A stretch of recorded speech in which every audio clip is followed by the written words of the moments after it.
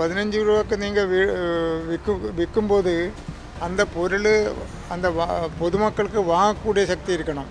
Tea நல்லா இருக்கணும். அப்போ தான் உங்களுக்கு வாழ்க்கை முன்னேறும். மூலப்பொருள்களுக்கு எல்லாம் விலை அதிகம் தான். இப்போ பால் விலை அதிகமாக இருக்குது, டீயில் விலை அதிகமாக இருக்குது. சங்கம் மூலமாக நாங்கள் எப்போவுமே ஏற்றுறது கிடையாது. அது ஒரு சங்கங்கிறது அவங்களுக்கு பல பிரச்சனைகளும் இருக்கும். நீண்ட நாளுக்கு பிறகு சென்னையில் பல்வேறு கடைகளில் டீ காஃபி விலை உயர்ந்திருக்குது. நிறைய கடைகளில் அமல்படுத்தியிருக்காங்க. நம்ம அசோசியேஷன் சார்பில் ஏதாவது முடிவு எடுத்திருக்கிறோம்.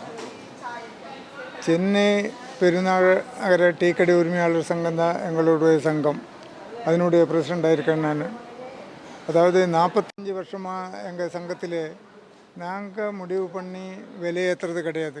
எப்போவுமே நாங்கள் விலையேற்றுறதுக்கு சப்போர்ட் இல்லை.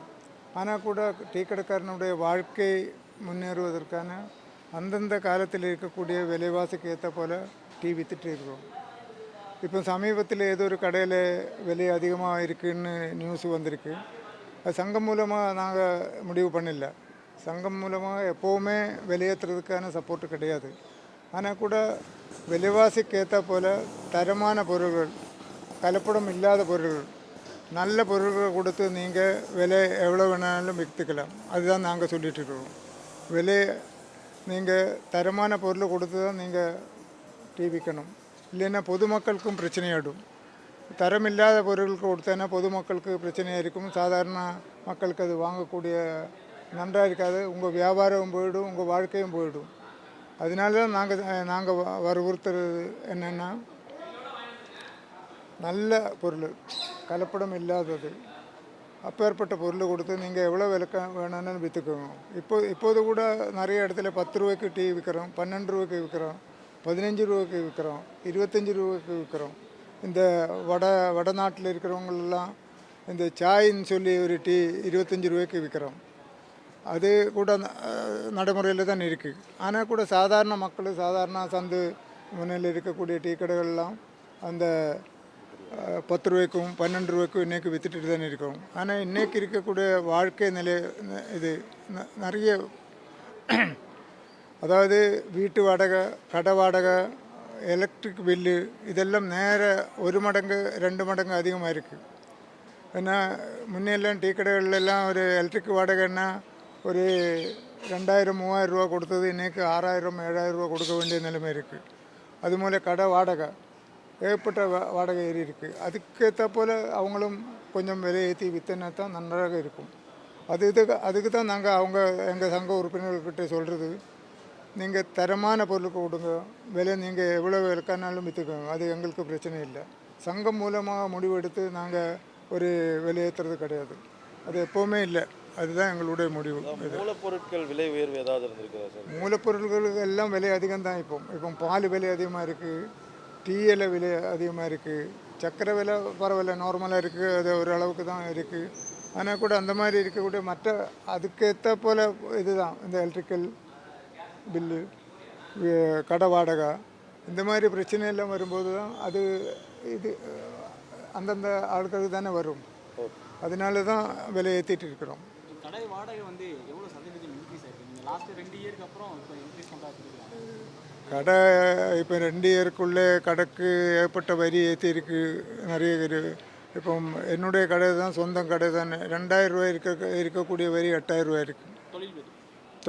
தொழில் வரி இல்லை, தொழில் வரி சாதாரண இது கடையினுடைய வாடகை இது வரி சொல்கிறேன்.